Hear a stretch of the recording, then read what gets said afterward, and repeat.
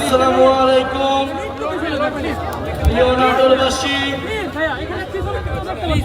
আজকে এই ভর দুপুরে জাতীয় নাগরিক পার্টির উদ্যোগে দেশ গড়তে জুলাই পদযাত্রায় আমরা এসেছি নাটোরে।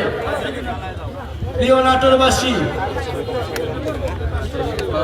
আপনারা জানেন এই নাটোরে জুলাই গণঅভ্যুত্থানের ৮ জন শহীদ রয়েছেন। তাদের মধ্যে ৫ জন শহীদকে এই নাটোরেই মৃত্যুবরণ করতে হয়েছিল। ফ্যাসিস্ট স্বৈরাচারী শেখ হাসিনার সরকার আমার ভাইদেরকে, বোনদেরকে হত্যা করেছিল। নাটোরের মানুষ গণঅভ্যুত্থানে যেভাবে লড়াই করেছিল বুক চিতিয়ে, নাটোরের ছাত্ররা, নাটোরের জনতা, নাটোরের শিক্ষক সমাজ সবাই রাজপথে নেমেছিল।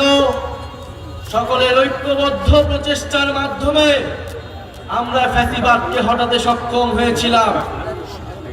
বন্ধুগণ, 2024-এর গণঅভ্যুত্থানে যেভাবে আমরা স্বৈরাচার ফ্যাসিবাদের পতন ঘটিয়েছিলাম, আমাদের এবারের লড়াই, এবারের যাত্রা দেশ গঠনের জন্য।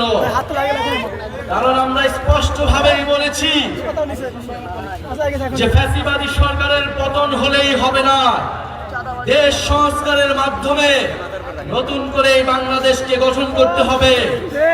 এমন একটি বাংলাদেশ গঠন করতে হবে যেখানে গণতন্ত্র থাকবে, যেখানে সমতা থাকবে, যেখানে ইনসাফ থাকবে।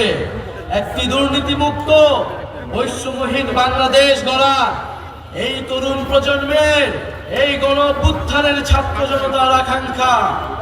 কিন্তু 5ই আগস্টের পর থেকে সেই আকাঙ্ক্ষা থেকে নানা পক্ষ সরে গিয়েছে। আমরা আজকেও শুনতে পেয়েছি আমাদের নাটোরের এই কর্মসূচিতে ন্যাক্কারজনকভাবে বাধা দেওয়ার চেষ্টা করা হয়েছে, আমাদের ব্যানার ছিঁড়ে ফেলা হয়েছে। হুঁশিয়ারি দিতে চাই, মাত্র 1 বছর আগের ঘটনা। এই ব্যানার ছিঁড়ে কর্মসূচিতে বাধা দিয়ে যারা ক্ষমতায় দীর্ঘায়িত হতে চেয়েছিল, তারা আজকে বাংলাদেশে তাদের ঠাঁই হয় না। যদি এখনো শিক্ষা না নেই, যদি এখনো আমরা সেই স্বৈরাচারী ফ্যাসিবাদী সরকারের পতন থেকে শিক্ষা না নেই, তবে তাদের পরিণতিও সেই দিকেই যাবে। প্রিয় বন্ধুগণ, আমরা জানি নাটোরে কোনো ভালো শিক্ষা প্রতিষ্ঠান নেই, উচ্চ শিক্ষার কোনো প্রতিষ্ঠান নেই। আমাদের এখানে গ্যাসের সংকট রয়েছে। আমরা এত উন্নয়নের গল্প শুনেছি, কিন্তু আজকে নাটোরে আমরা দেখি এত ধরনের অবহেলা এবং বৈষম্য। জাতীয় নাগরিক পার্টি আপনাদেরকে কোনো মিথ্যা আশ্বাস দিতে এখানে আসেনি। জাতীয় নাগরিক পার্টি এখানে এসেছে যেই তরুণদের, যেই ছাত্র জনতার আহ্বানে আপনারা গণ অভ্যুত্থানে অংশ নিয়েছিলেন, সেই ছাত্র তরুণরা একটি নতুন রাজনৈতিক দল গঠন করেছে।